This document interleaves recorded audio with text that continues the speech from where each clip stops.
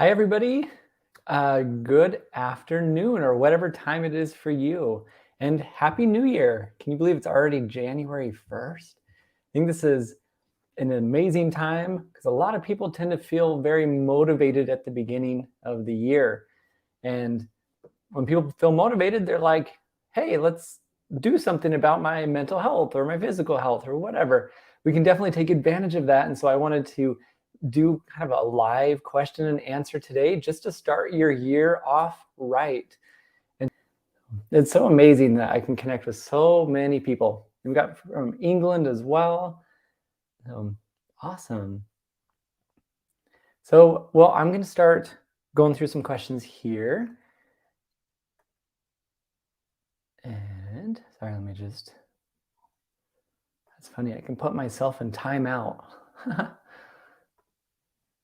Okay, so as I'm going through these questions, I'm going to answer the best that I can, and just kind of as a disclaimer, since I'm a therapist, it's just all just purely educational. It's not really therapy for you.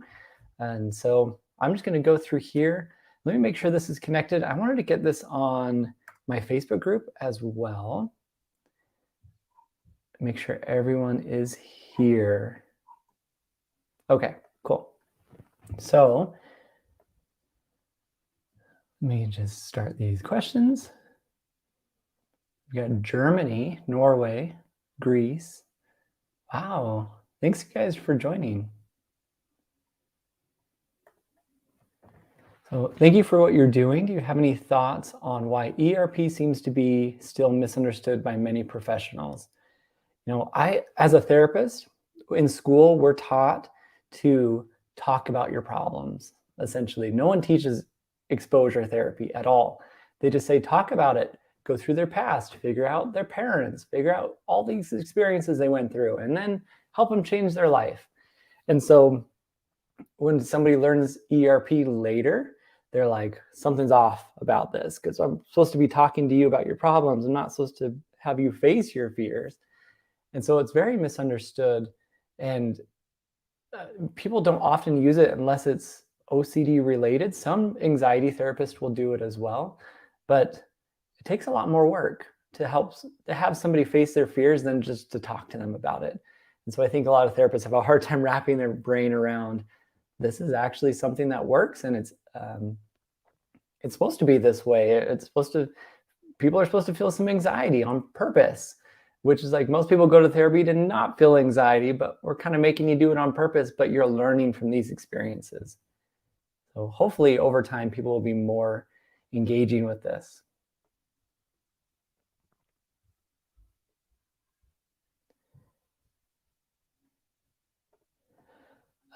Why OCD can change type? Is there some route? Well, I know OCD loves to attack what we care about, what we value. So it's going to jump into anything. So if I get into a new relationship, it's possible it jumps in there. If I have kids, it's possible it's going to jump in there. If I really value my education, it's possible it's going to jump in there. And just as values change throughout the life, through life, people are more vulnerable for these new topics possibly to come up. Doesn't mean they're going to, but it's something to be aware of. You think about your specific OCD for anyone that's watching. Is it something you care about quite a bit? And my guess would be yes, probably, because that's just what OCD loves to do.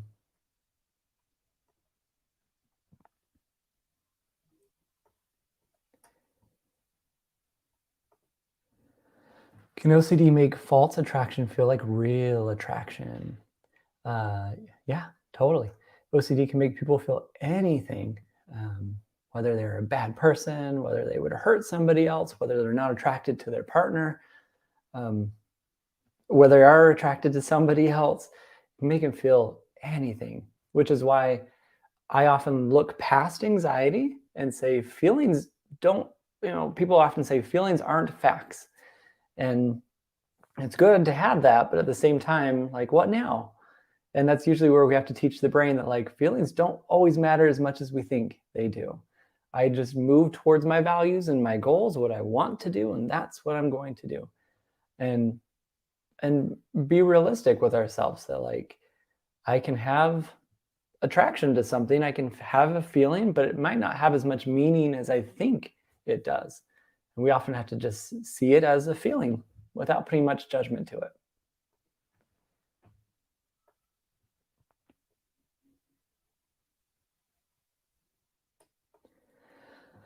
I have horrible OCD. I keep getting physical symptoms and freaking out. I'm really struggling to stop, and the wait list for mental health here is full until March. Man, my waiting list is until I think March or April of like last year. I guess I can say last year now. Um, which is like, this is why I created this membership to begin with, is like, I want to help more people that I can. And physical symptoms, definitely like OCD can make people, like I said, have feelings, can make you feel physical symptoms. I've seen individuals who like they feel things all over their body everywhere. Some people who just can't get out of bed because of these physical symptoms. I would say just on your wait for help, hopefully it's watching videos, it's seeing, going to support groups, finding anyone that can kind of help you while you're waiting. People can definitely do treatment on their own while they're waiting for a therapist. It's just knowing the right direction. I know I have obviously my courses, but you could also find other resources that are free as well.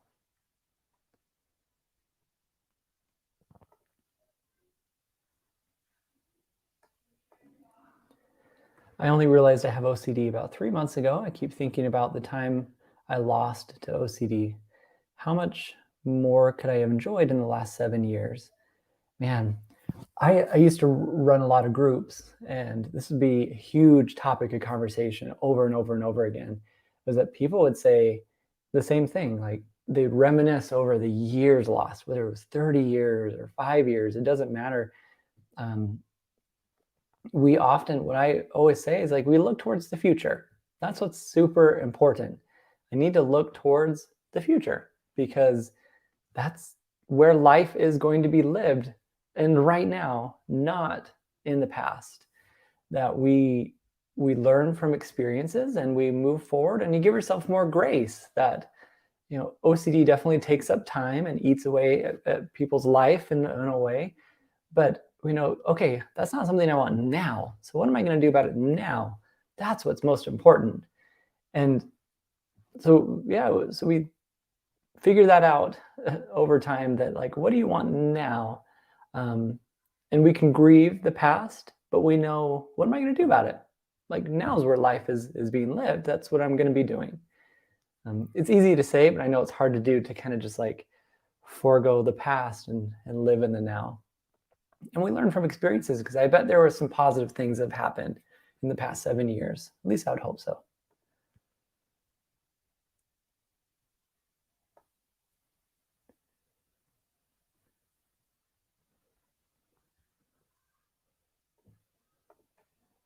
How do I stop rumination when I'm slowly no longer believing myself? The memories feel real, and I'm getting concerned. Real event and false memory. I think for a lot of people, when they start doing treatment for kind of real event or false memory, we often, some therapists do it different ways, but we might say, I'm choosing to not try to figure it out anymore. Like, whatever the story or scenario is, I'm choosing to not figure this out, no matter what. Because why do I need to? Whether it's something that really did happen and my brain's adding more memories to it, we're just saying, maybe, maybe not. I know those are kind of those magic words. Maybe, maybe not. Maybe, maybe not. And when we really kind of commit to say, this scenario is not something I ever am going to figure out, ever. That's where people tend to have a lot of freedom, but it takes a lot of effort to say, the brain's going to keep warning you about all these things, but we have to kind of pull back and say, no, that's on my list of things I don't figure out. And it's not putting a timeline on it of, maybe after treatment, I can now figure out if it was true or not, or if I really did these things or not. It's really like, no, I committed to never figuring this out, which is really, really hard. But then it takes a lot of effort, but that's how people tend to feel a lot of freedom, is I don't engage with any rumination. Thoughts are just going to be thoughts, and I move forward. Oh, we got South Africa. Wow, that's awesome.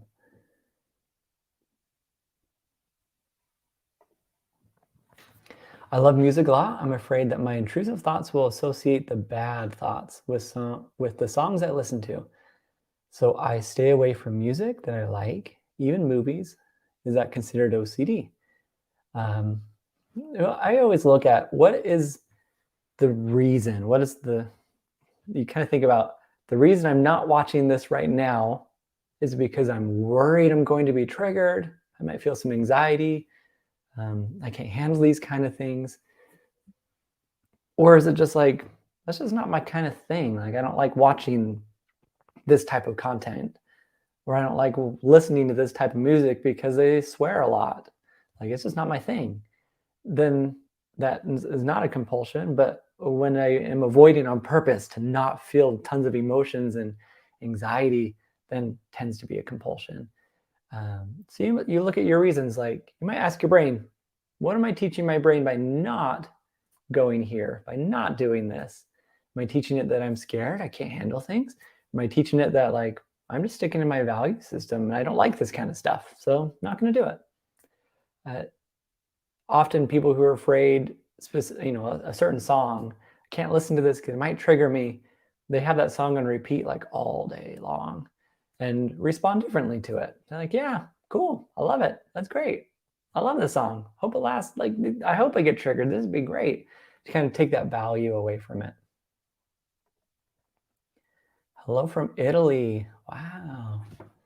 Man, I want to like pull up all these time zones and like see what time it is for you all.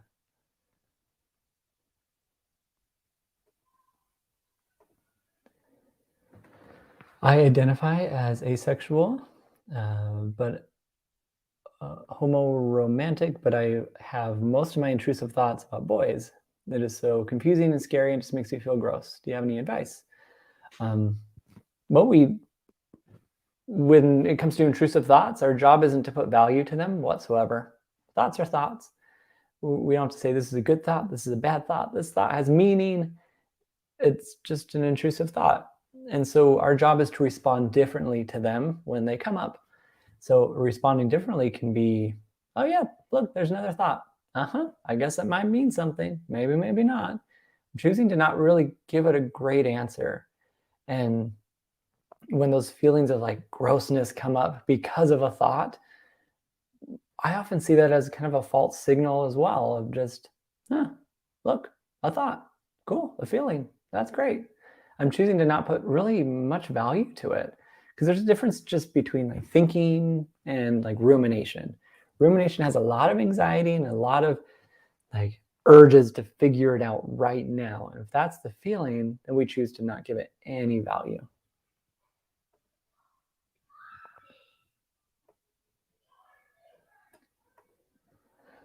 I have strong POCD, and every time I feel like it's getting worse, I hurt myself. What do I do? Well, I've seen this as a compulsion for many people that is almost kind of self-punishment in a way because of thoughts or feelings or emotions. First thought that comes to my mind is like, hopefully there's a therapist you can work with, finding somebody that can help you through it, whether it's through like iocdf.org, finding someone who really knows OCD and POCD, and knowing that like hurting ourselves doesn't really ever solve anything. It tends to be a compulsion. And so we say, I don't want to do compulsions anymore, so I'm choosing to not do that. We want to stay safe and take a value away from the thoughts, the feelings, and then we live life no matter what. A lot of people use exposure and response prevention with this, and that's kind of the method that we often need to take. So hopefully you've got someone who can help you out with that. It's 8 p.m. in Sweden. Wow. It's 1 o'clock here.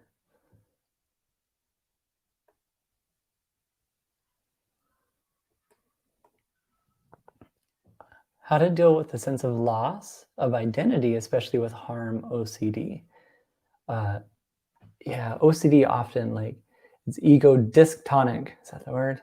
It's not part of really who you are. It's not part of your value system. And so people can really feel lost when they have different thoughts or feelings and feel like they're not themselves.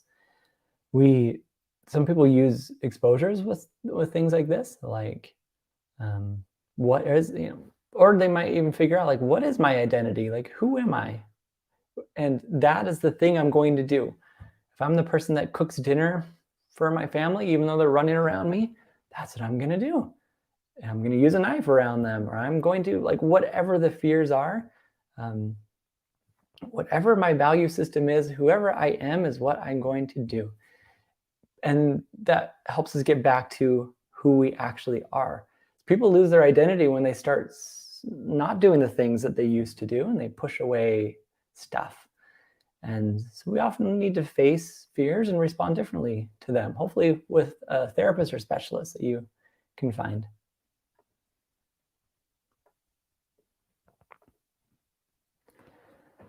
Health anxiety has recently started ruining my life, and I feel like my brain creates sensations, symptoms that aren't really there, but they feel so real. This is possible. It's kind of similar to the question previously, but yeah, people can feel anything, sensations. They can feel like a thought means it's real. And especially with health anxiety, we learn to just live life. And any thought or fear, unless it like hits you in the face that it's something absolutely important, we learn to just continue living life and we get rid of the compulsions. So if I'm checking my blood pressure throughout the day, making sure there isn't a problem, I'm not living life. I'm trying to solve a problem that isn't a problem. And so our job is to say, let's only solve problems when there are problems. And right now, nothing hit me in the face that is absolutely, I know there's a problem, so I'm going to continue moving forward. And that's often how we kind of do exposures for that.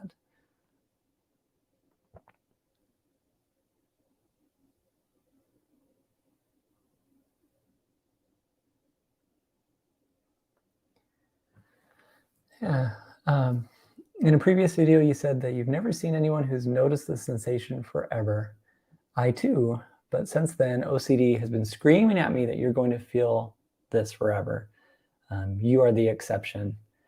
I wish I could like get you in a group with everybody else.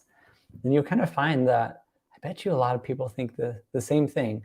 I am the exception, especially with the videos that I create. I often see comments, yeah, that's great, but mine's different. I'm the exception. I'm going to be that person that notices forever or has these obsessions. And we often have to have faith that things are going to get better as long as we're taking the right direction, we're doing treatment for it, because we can't see it just yet.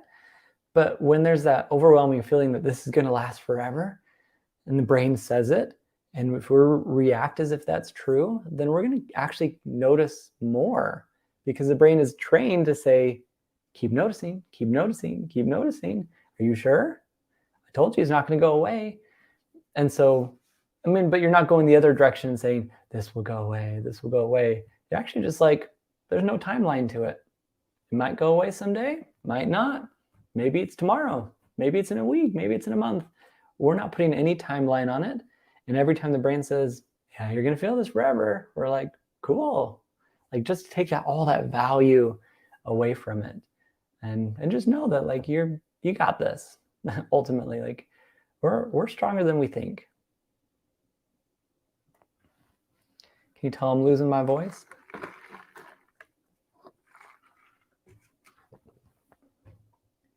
You got this one from Facebook. There is a relationship that I sometimes ruminate about, even though it happened 6 years ago. Sometimes I don't even feel like I still feel something for this person, but instead is an OCD thing. But it makes trying to pass, solve, and regretting and all that stuff. How can I deal with this? When it comes to relationship OCD, I often just look at the basics of, does this person match my value system? Do they believe in the same things I do? Same religious beliefs, political beliefs, family. Like, we look at the basics of like what a relationship is built off of, and that's what we run towards. Most people who are dating, actually, I'd say maybe 100% of people that are dating, like, they might feel like this person is the right one for me, but like, we don't actually know, like, is there a right person for somebody? We just blindly go through stuff and we hope for the best. I think this person is great. They meet all these qualifications, and the reason I know this is because you think of all the divorces in the world, people don't get married knowing they're going to get divorced, as far as I know. And so that's what it's all about, is like, stay uncertain. This person meets value system, we might stick around. And any doubts or questions, with that immediate urge to fix, we already know it tends to be OCD. More than just like, this person swears a lot. I don't really like swearing. Like, that's just a natural thought that we might have. I mean, that's my example, but we learn to just enjoy relationships, be where we want to be.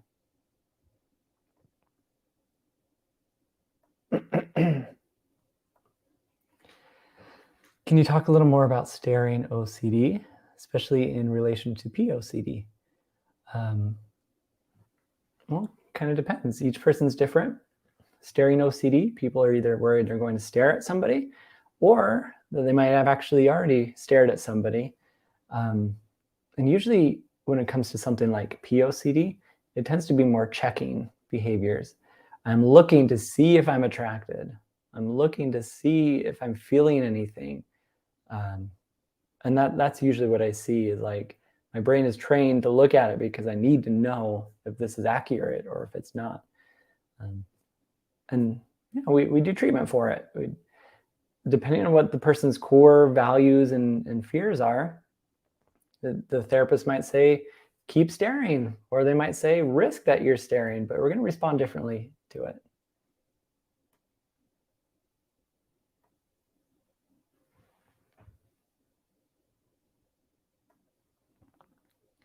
I ended a toxic friendship in May, and I still ruminate about it. I feel so guilty because they had romantic feelings for me, but their friendship was suffering. How do I stop blaming myself so much? Well, if it's OCD related and the brain just won't let it go, because people can have this exact same thing and not have it be OCD related. It can just be like, my brain doesn't want to move forward from this thing. We learn to accept life right now and learn from experiences from the past. So once we've learned from something, like, I've accepted that this was a good decision or it's a bad decision or whatever it is, what can I learn from it? And once I've learned, those thoughts come to the past about blaming myself or feeling distress or whatever it is. My job is to say, like, I learned from it. Like, you can keep giving me these feelings and all that, but what am I doing now in my life? What am I doing in the future? Like, right now is the most important aspect of what I need to do and live life.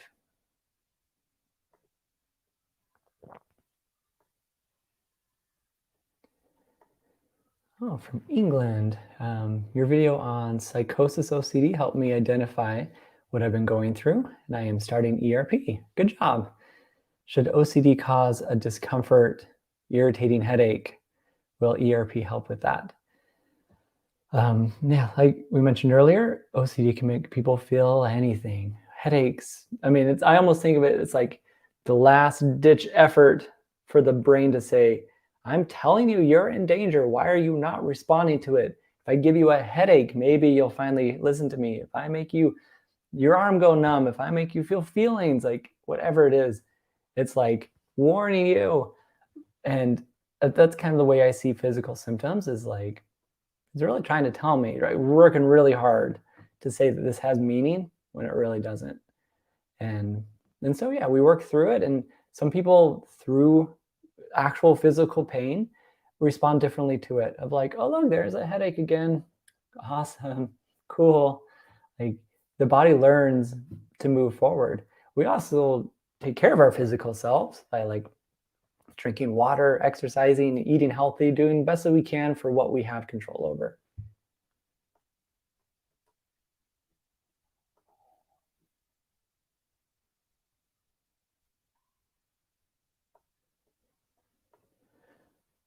Any advice to overcome the feeling you are betraying your duties and responsibilities by neglecting the compulsions? Yeah, because if it can feel so absolutely real that, I mean, an example might be the compulsion is for me to check the front door 5 times before I go to bed. Like that feels very like my responsibility, my duty. If something happened, like I'm neglecting it. But when we use exposures for things like this, we focus on like, I'm going to test the theory out essentially. Like, am I really neglecting something? Because we're not saying don't lock the door at all. We might say lock it once and walk away. And maybe I missed something, maybe I didn't, but we are willing to risk it and find out like nothing happened. Like, we can never be 100% sure, but we're willing to do that. So the brain learns that I'm not betraying anything. I'm just not following your rules, and I'm willing to live life more than try to control so much. And so often people just have to do that behavior they don't want to do over and over and over again for their brain to finally learn that like, this thing I told you is important actually maybe isn't so important. It's really, really tough to do.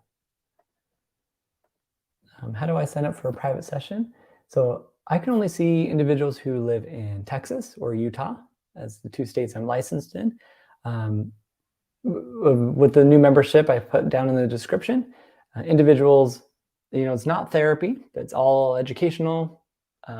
We have groups, and you can ask any question you want, I can answer them. But that's kind of the only way I can help other people who are not in the states that I am licensed in.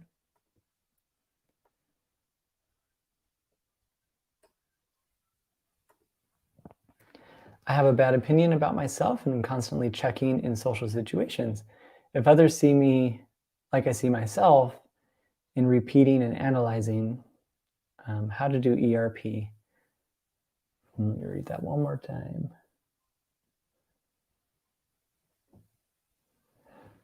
When it comes to social anxiety, if this is social anxiety, we often face the social situations and people use what's called cognitive restructuring. So you are using exposures, but you're also challenging your own thinking. So someone might say, I'm going to talk to 3 people in the hallway, and then my brain's screaming at me that like everyone thinks I'm dumb, that I'm challenging that thought, that there's 10 thinking styles. Like I just labeled myself, I jumped to conclusions, I'm all or nothing thinking, I'm catastrophizing. And you can look those up on Google, like 10 unhelpful thinking styles. And people will challenge them and they'll say, okay, can I prove it? Essentially, if I had to stand in front of a judge and prove that this thought is absolutely true, could I do it? And if not, I'm going to keep going on my way and do what I want to do. How that doesn't work so well when it comes to just OCD, because that uses too much logic.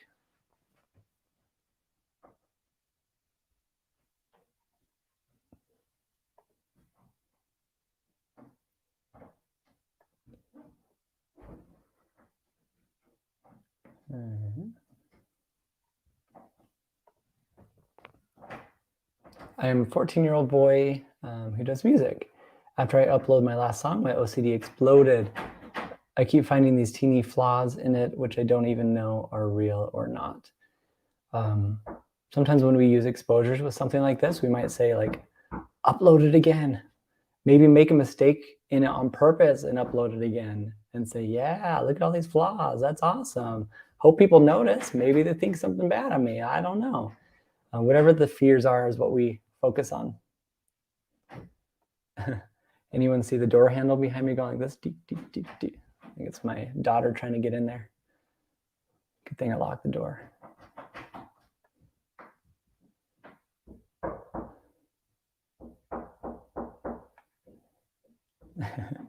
She's knocking. Why some people think that some OCD is not real. I think because they don't understand it. I mean, that's really what it comes down to, is that they don't experience it themselves. And so it's easy to say you're just homophobic, or you're really this thing that I think you are because I just don't get it. I don't understand it.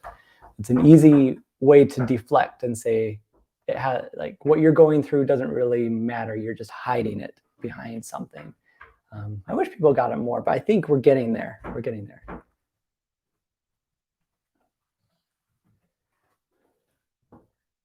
Okay. Oops.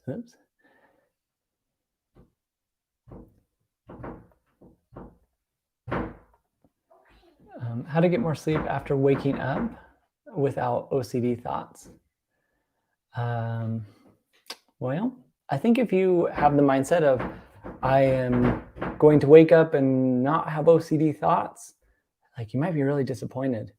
But if you wake up and you're learning to accept that you might have OCD thoughts, some people actually right in the morning when they wake up, they're like, bring on the thoughts on purpose, just to like change up the way your brain's thinking about it. Like it's really tough. A lot of it's just acceptance. I got to accept that thoughts are going to come. Maybe not. And when people are not able to sleep because of these specific thoughts, our job is to just practice not putting any value to it. So any thought that comes our way, we're learning to accept. And we say, yeah, maybe not. Maybe this means something. Maybe it doesn't. Maybe I'll think about it all day long. Maybe not. Maybe it'll keep me up. Maybe I'll sleep in 3 hours. Maybe I'll sleep in 5 minutes. Like, we're just trying to keep it all uncertain to tell the brain, I've accepted that you can just keep coming back if you'd like, and I'm not doing anything with this.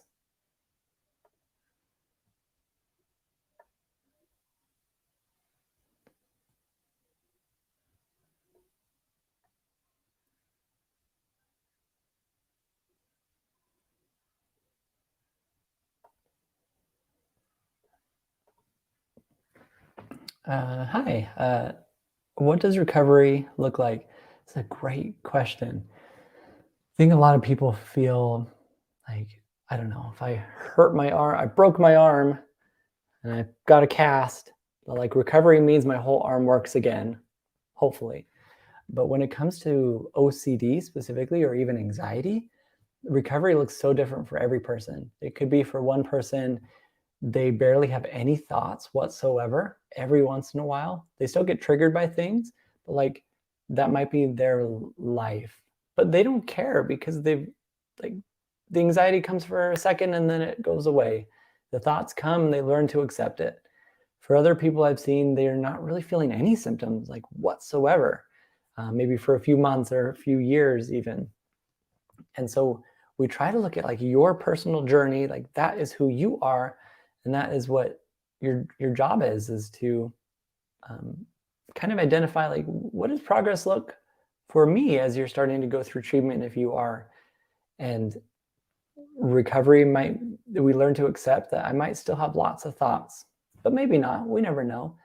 And so a lot of people might say, like, I still have all these thoughts, I'm just not getting better. But we might look at everything and say, wait a second, you're actually doing really well. It's okay to have thoughts. You're just not responding to them. But I know we do treatment over and over and over again, even if it's months or years. Like, there's a point where the brain kind of just says, like, I'm kind of done with this stuff for now because you're not giving me anything. And so, yeah, just kind of realistic expectations of, like, yeah, recovery can look so different. Some people might, I've seen others say, like, I haven't had any OCD symptoms in 20 years. And it's like, that's great, but I bet you're lying. This is what comes to my brain. Like, I think you're lying about this, because OCD is OCD, and people are going to have symptoms every once in a while. It's just knowing how to handle it when the time comes.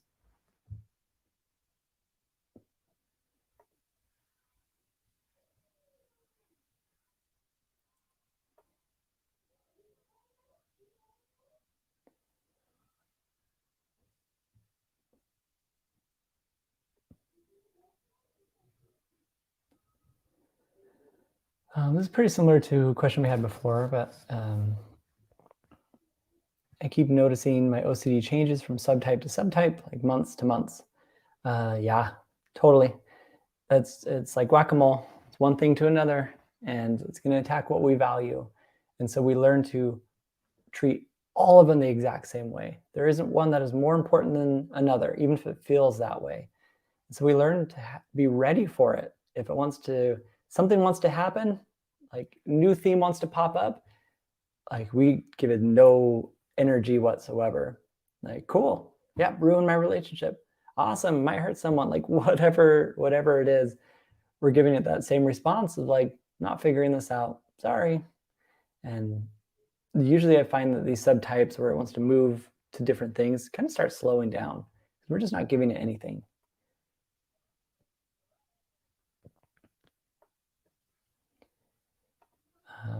Staring OCD. I know we kind of talked about this a little bit more. Some people, we might say your job is to look on purpose. Other people, your job's to not look, depending on what it means for you. But we know we don't want to stop living life. That's the biggest part. We accept that something might happen. I might stare, I might not, but I want to do what I want to do no matter what. And we take away value. If I actually caught myself staring at something, I'm like, yep, I'm staring. Cool. Yeah, they might judge me, might not. Well, whatever. Taking all that value away so my brain doesn't say protect anymore.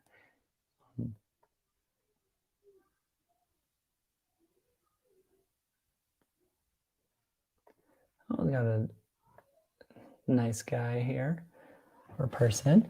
Wanted to pop in and say thank you. It's been a blast. Appreciate your channel. So thank you. Really appreciate you.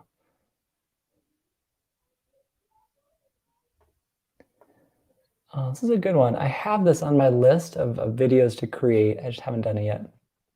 I'm scared I'll blurt something offensive or wrong out. I don't want to say it, but I feel like I'll say it. It's kind of like an urge. I end up saying it. After I say it, I'm angry, anxious, and thinking I shouldn't have said it. I actually see this a lot. It's not talked about very often, but some people might literally cover their mouth because they're so worried something's going to come out. Sometimes it actually does come out.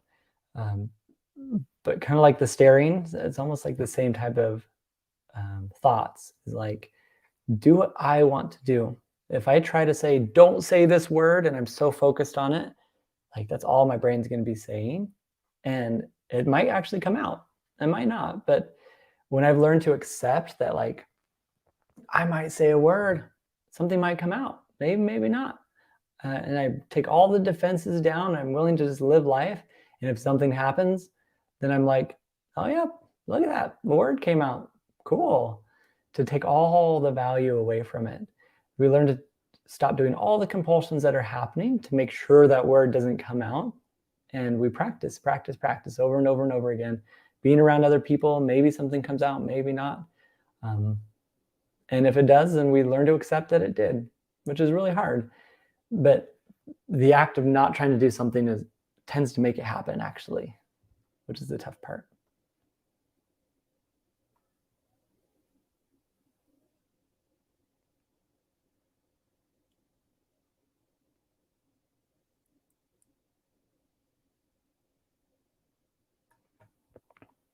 Aha.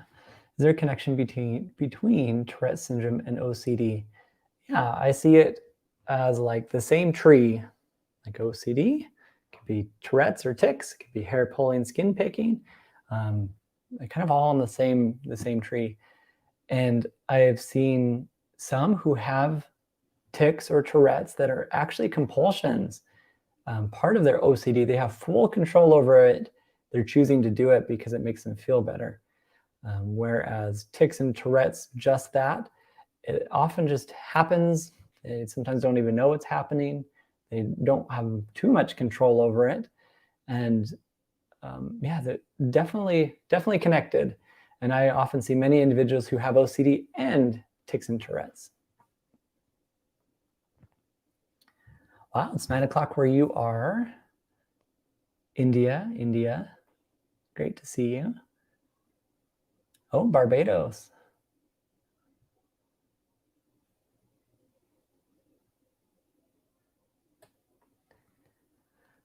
Hi, Austin. I remember seeing you before. For me, getting on meds saved my life. It made it so I could actually do ERP and start combating the OCD. Do you typically see improvement more with OCD when meds are involved? Yes, totally.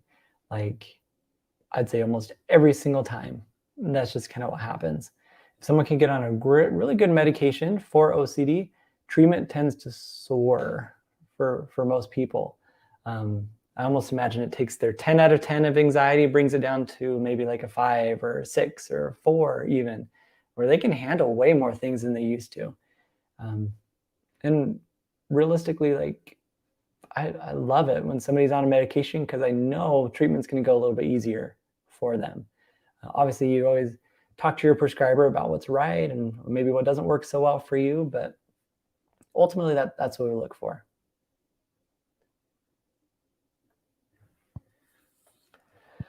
I have OCD. The Groinal response killed me. That's one of those physical symptoms that a lot of people get really, really caught up in. I'm so sorry that you're going through that. But we try to say every feeling, sensation, emotions, whatever it is, like we're not putting any value to it. We're just saying it is what it is. And a lot of people respond differently, like, oh yeah, I do feel something. That's great.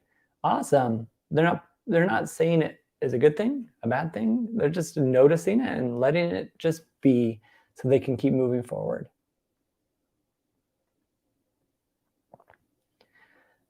You're from Bangladesh.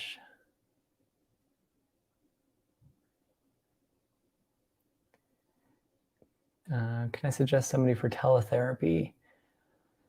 Oh, Bangladesh is a good question. I always go to iocdf.org. I don't know if someone's in your area. No OCD, I don't know. I know they're branching out different areas. Google. I know the membership that I have is something that you can take as well. It's not therapy, but it's all just educational.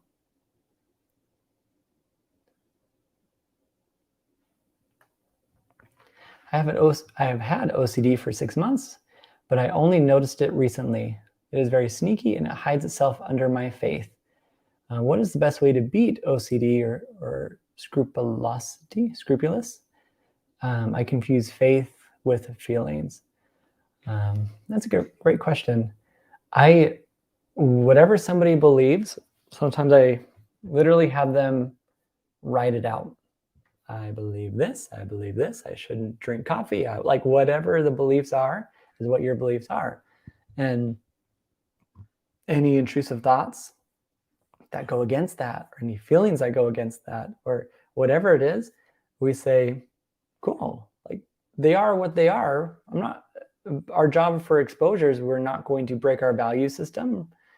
I mean, some therapists have people do that, but like that's not my suggestion for anyone, is break what you believe, but you might feel like you are by doing certain things. We often just do what we want to do. If I want to go to church, I go to church. If I don't, then I don't. If I want to pray, I pray. If I don't, then I don't. And if I feel feelings of guilt or shame, or, especially when that's all connected with OCD, we just say, okay, look, there's a feeling. That's great. But I'm going to do what I want to do, my value system, what I believe. And often the therapist will come up with some exposures for you to do, whether it's reading passages in the Bible, or going to church and purposely having a thought in your brain, like, every person's so different in what they might have to do or need to do. It's been asked a few different times. How do you get past sleep anxiety at night? I like your avatar, by the way. Fortnite, not very good, but still try it. Fear of no sleep. So anxiety loves to come at nighttime. Like that's the only time really I most of the time feel anxiety is just nighttime. Something about that sun going down, and our brain is, I almost imagine our brain is like, okay, here you go. This is when it happens. It's gonna happen every time. When people are so worried they're not going to sleep, sometimes we practice not controlling it. We might just say, man, if I fall asleep, that's great. If I don't, that's great. I'm willing to stay up all night if I have to. That's wonderful. When the anxiety continues over and over and over again, we learn to accept it. It might happen for 5 minutes, maybe it's an hour, maybe it's all night, but either way, for me to get past anxiety is to learn to accept that I'm feeling it, not control it, not try to push it away. It's just going to be what it's going to be. Definitely treatment skills people can use, like exposure and response prevention. A lot of it's accepting and just saying, I'm not trying to control this thing. And not check if I'm sleeping or not. If I'm awake and it's like 3 a.m. and I'm like, I still haven't slept. And they're like, cool, awesome. I hope it keeps staying awake. That'd be great. Just to tell my brain like how much I don't care in this moment.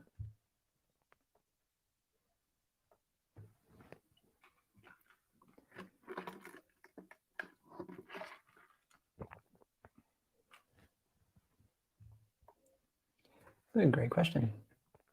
I mean, they're all great, but I've had OCD since 13. I'm now 40. I've made huge strides. Way to go. I'm not an expert, but how can I help others who are struggling without being a therapist? A lot of people have Instagram accounts or Facebook accounts or YouTube channels where you can provide support for individuals. You don't have to be a therapist as long as it's something that you're saying, this is purely educational, not providing therapy. Don't go do what I just said, pretty much. But there's a lot of accounts on Instagram specifically, a huge followings that have OCD, and they're documenting their journey, and they're talking about things that help and things that don't help. And that's one of the best ways that I've seen it. Some people create peer support groups in their area where it's like, I'm not a therapist, but we can all get together and talk, essentially, and talk about OCD and relate to one another, and use treatment skills if you want to, even if you're not a therapist. We've got someone from Pakistan.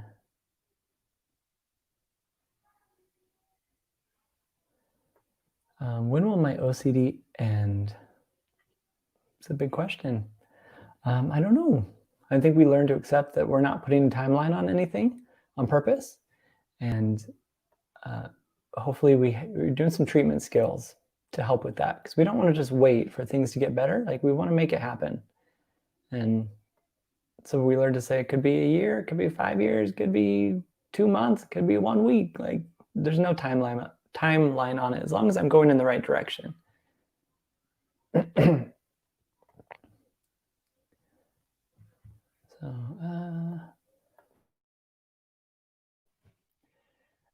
Hi from the UK. I'm struggling at the moment due to my relationship ending after 8 years. Oh, I'm sorry to hear that.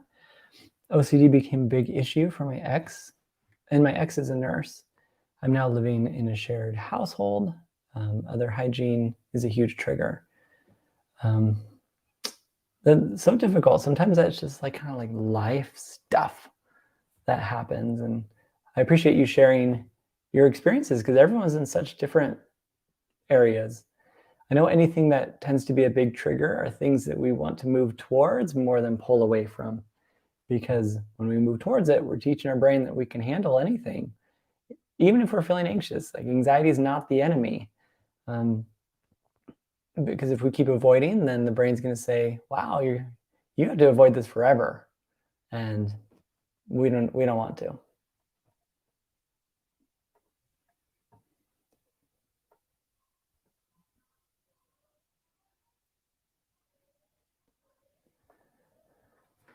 Hi, Jason. I suffer from health anxiety and a lot of physical symptoms and sensations around the body when I fixate on them. Sometimes they will last a while and then they'll disappear very quickly. I would fixate on checking myself, either in the mirror or I used to Google a lot, which did not help. Any tips to focus on the physical sensations? To not focus on the physical sensations. So it's really tough, because we know physical sensations are going to be there. People are going to notice them, and their brain's going to automatically put meaning to it. Your heart's fluttering, it must mean something, or my brain, I have a headache again, or whatever it is. If we spend time trying not to notice, we're actually going to notice more. And so people will often move towards the things that like if I'm worried about my heart fluttering, I'm going to do a bunch of jumping jacks, or I'm going to do some burpees on purpose. And if my heart's fluttering, then I'm saying, cool, look at that feeling. I love it. Might mean something, maybe not. But when it comes to health anxiety, we learn to, unless it absolutely hits you in the face, there's a huge sign that something's wrong, and it has to be very evident. We choose, especially if there's OCD or some anxiety, we choose to stay uncertain about it on purpose. And so we actually want to notice, but not respond to it the way that you might normally want to respond to it. And especially with health anxiety, the brain's really good at saying, but what if this means something? What if I miss it? This really means something. We have to just say, nope, didn't slap me in the face that this is like super evident. If I'm even questioning, I'm choosing to keep it uncertain. Happy New Year from Iran. Wow. It's so amazing to see just where everyone is.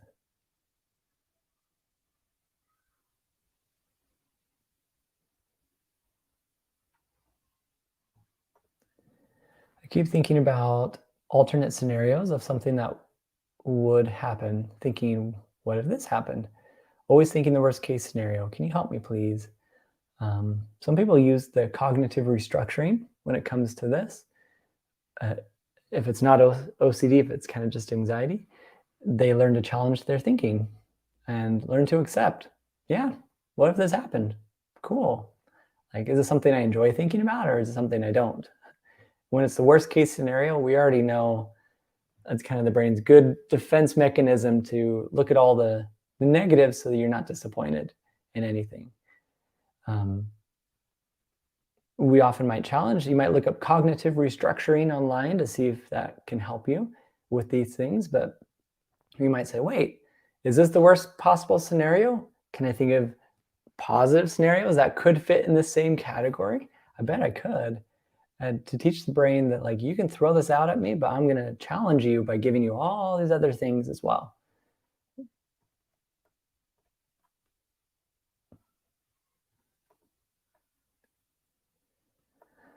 I've got someone else from Iran here.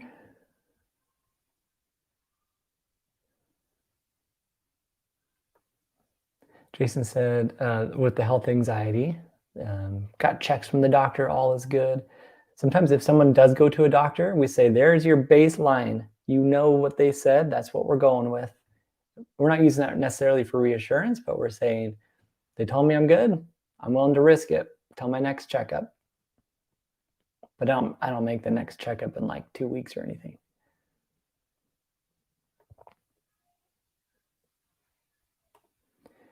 I have emetophobia, just like the fear of throwing up. My biggest fear is eating at a dinner table with my friends at a party I'm invited to. I haven't thrown up in 20 years. Wow. Where do you think I should start in my recovery?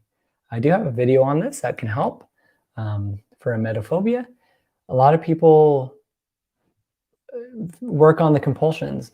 What are the things I'm avoiding, whether it's certain foods or it's places that I go to, or it's the way I eat, or it's not watching certain shows that have vomit in it.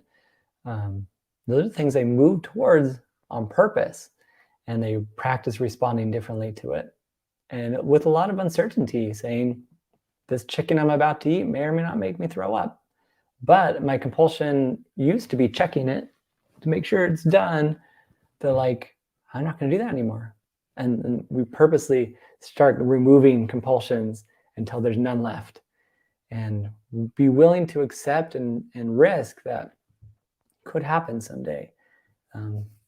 We might throw up, but I know it's a hard thing to think about, but we have to learn to accept that it might, but you're not controlling it. I think that's the biggest part.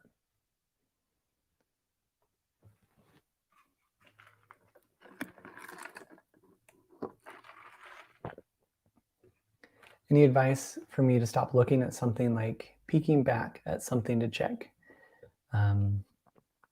If it's a compulsion to check, we often might practice it. So if it's something behind me, if it's like the door handle, oh, I can't get that angle. and I'm like, okay, I can't check it. That if you're just in the moment, sometimes it's hard, but people sometimes practice it. I'm gonna go sit down on the chair, I'm gonna have the door handle behind me, and I'm just gonna look straight ahead and be like, cool. Like whatever the threats and danger is, purposely not figuring this out. That's awesome. May or may not check, I don't know, but I'm purposely choosing not to. And then I might stand up, don't check it on my way out, walk back in, sit down again, and practice it again. We essentially want to do what we want to do. I know with the practice, it can be really helpful. People can do it in the moment as well when the time comes.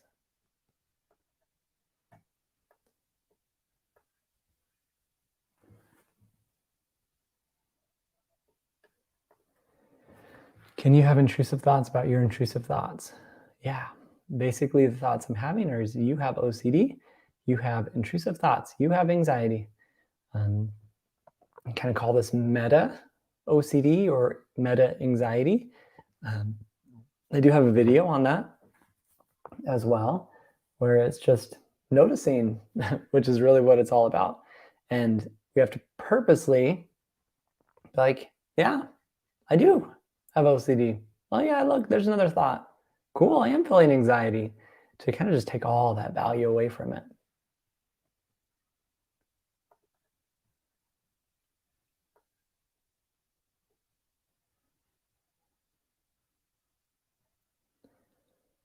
Lovely fish is giving some good advice here. We need self-compassion. Yes.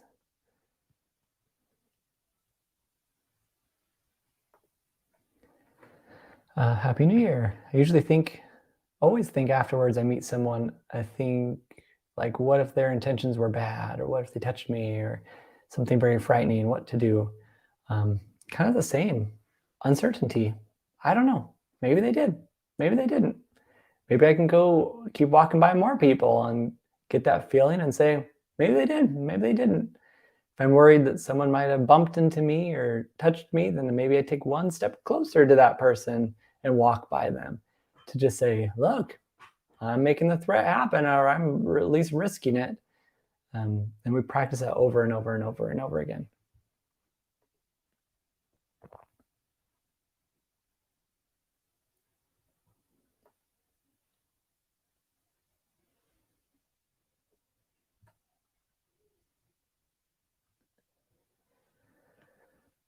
So people are sharing their experiences on here.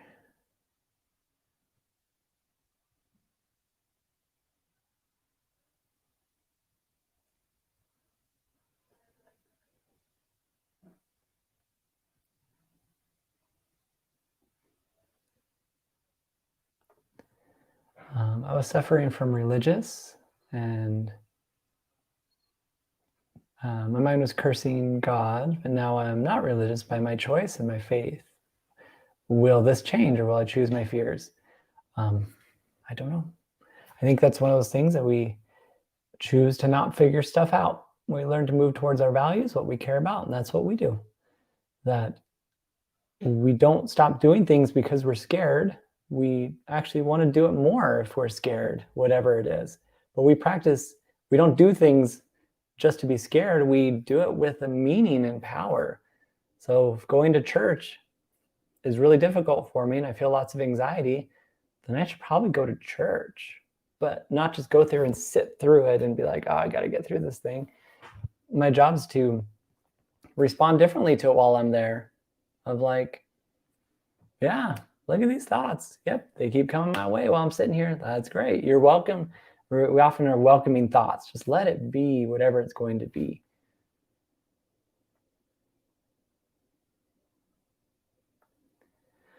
I have BDD, which is body dysmorphic disorder, but I am obsessed with looking at myself in the mirror. Some days I do it 100 times a day. Is this OCD? Well, it used to kind of be in the same category, but now it's a separate diagnosis of body dysmorphic disorder and OCD. Often people can actually have both, but treatment skills look pretty similar. There are some differences to it, and essentially people want to stop doing the compulsions. So if you're looking at a mirror 100 times a day, I'm guessing that's not something you want to do. And so we often say, well, what's a good guideline for when we look in the mirror? And in between those times, if it's 2 times a day, I'm staying uncertain about whatever I think is the threat or the fear, and being willing to risk it. And that tends to be what treatment is all about. Some people, I often make it really structured for people when I see individuals.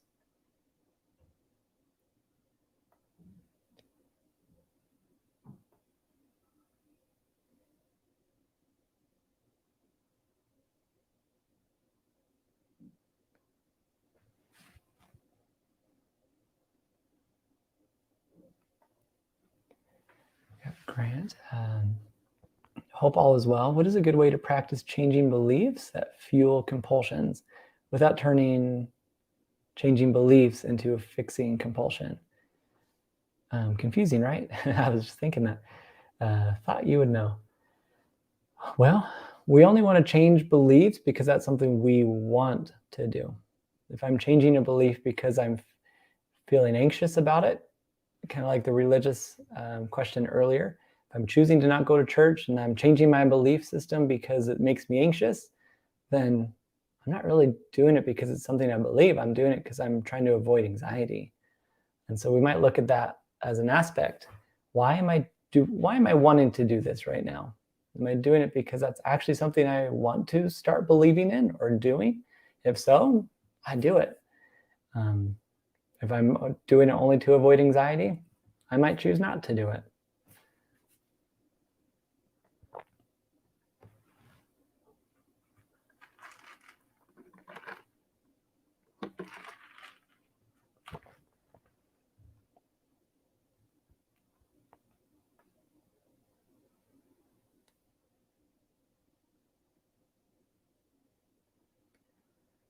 I'm kind of jumping around here. I have checking compulsions and therefore I can only leave our apartment with my husband. If I try to leave it alone, I have to check the stove and many other things. So many times it never ends. Now, what do you recommend for me? Is it possible to get some help in your group? In your group too. Definitely.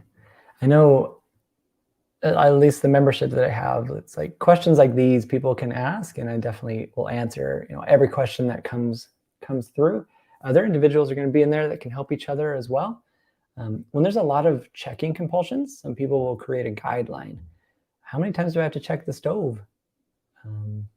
Maybe once, if I ever use it. Do I have to check it every night? Probably not. How many times do I have to check the door? How many times, like whatever it is, you come up with that guideline, and often people start following it. I mean, simple, right? But they might pick one thing at a time to start following. I'm only checking the door once before I go to bed, and I'm willing to feel anxiety and some distress and use all the maybe nots, like answer every question. Someone might break in. Yep, I'm accepting that.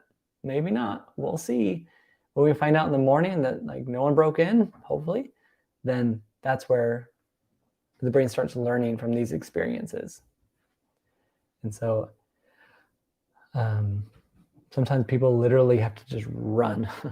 If I'm leaving my house, locked it once, and I'm literally running to my car, I'm going to feel lots of anxiety, but I'm saying, cool, everything might be unchecked. I don't know. We'll see. Choosing to not figure it out anymore. I know it's way easier said than done.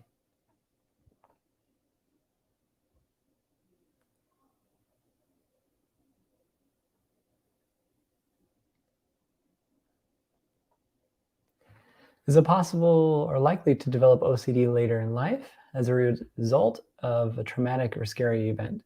I had a memory blank that occurred months ago. I can't stop ruminating on what could have happened during that time and whether or not scary thoughts I was getting are memory fragments. My only previous experience with OCD type behaviors was when I was a small child. Usually, if someone comes in my office and they're in their 40s or whatever, and they say, I just figured out, I just developed OCD, I'm like, I bet not. Most of the time, there are things that have happened when someone's younger, they just assumed everyone else did. They didn't understand, or they had intrusive thoughts that no one really else had other than them and everyone else that had OCD. Traumatic experiences definitely can bring out symptoms of OCD because it's traumatic and there's now a lot of value put on something. And so I guess it's not likely to develop it later. I think someone who has OCD is like always had OCD.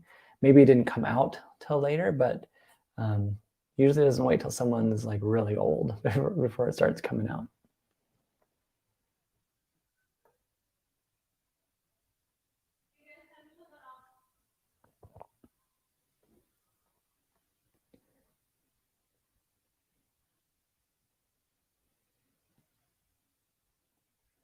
I think I got like a two-parter here. I find that I ruminate almost 24/7. It's so automatic, keeps popping in. I don't know how to control it. I've committed not to wash anything and sit with the anxiety. I feel better about it and stand firm and try not to give in to the compulsions. But what if I should wash them? I often feel like my brain is just a big mass of OCD and can switch from one theme at any time. I think these are the same two questions, hopefully. Is this normal and typical pure O? I know, good job for working on your OCD. I think when someone starts working on it, the brain's going to really doubt what they're doing. Are you sure you should be doing that? Like they said, wash your phone every single day. Are you sure? There's one article said this thing has a lot of value. Like the brain loves to just come up with ideas and are you sure, and doubt about this. And that's kind of just what it's all about for OCD. And if you're not giving it that much value, then it's like, fine, maybe I can get you to connect to this thing over here. So it just wants to jump.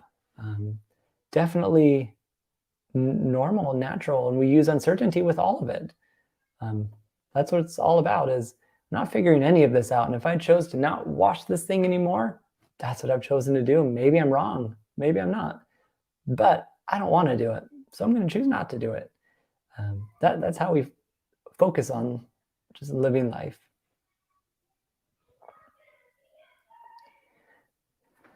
I have a question. I have anxiety and depression with my severe OCD. What should I do? Man, often these are two things that come together. I say work on both, hopefully with a therapist. When it comes to depression, we can't wait for motivation for things to get better. We just have to do it. But we do it with a lot of meaning. Right? I have people schedule things out all the time. I'm going on walks, I'm exercising, I'm drinking water, I'm hanging out with friends, I'm texting at this time. I'm not going to use my phone as often because that causes a lot of like depression. And it's sometimes developing, what do I want to do? I want to go talk to more people. Instead of just, I don't want to feel anxiety, it's like, what are the things I want to do? And we try to get back to doing those. Often people work on both kind of at the same time.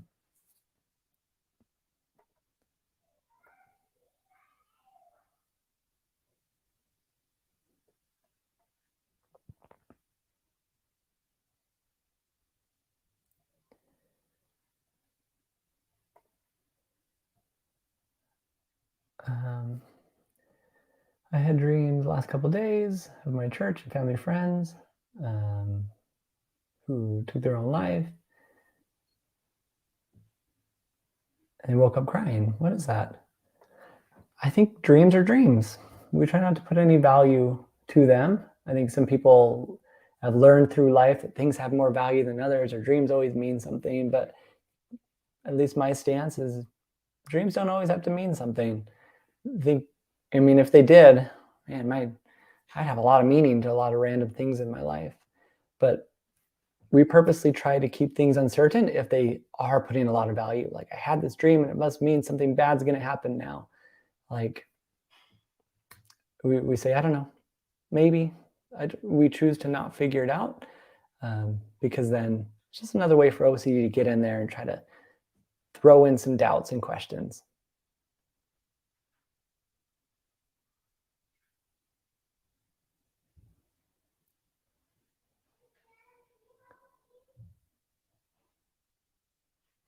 Okay.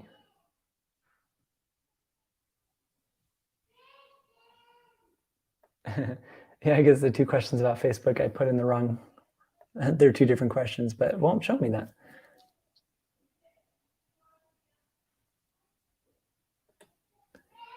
Got someone from Argentina. Welcome. Okay. So, sorry,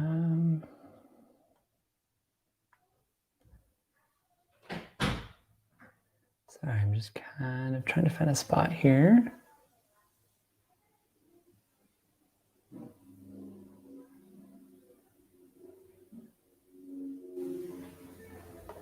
There we go. Sorry, my thing all like disappeared. I can, I love what you said here. When you get into uncertainty or have an intrusive thought, counteract that thought by saying, well, I guess so, Karen. Call your OCD Karen. That's what I do. I often tell people to like give their OCD a name if they want to. So their brain really knows like, I am not my brain. Anytime it says like this drink that I just drink's contaminated, I'm like, totally, thanks Karen, or whatever the name is, just to almost like bring light to some emotions and feelings that are happening. Well, I've been talking for about an hour and 15 minutes. We got some from the Philippines. Welcome here. So ultimately, I know I've done this before, but like if you can write your questions, anyone that I missed, and kind of put them in the comments here, I'd love to go back and try to answer as many as I can. And like I said at the beginning, like this is New Year. It's a great time to work on mental health. You know, people tend to have a lot of motivation right now, and it's like use that to your advantage either then.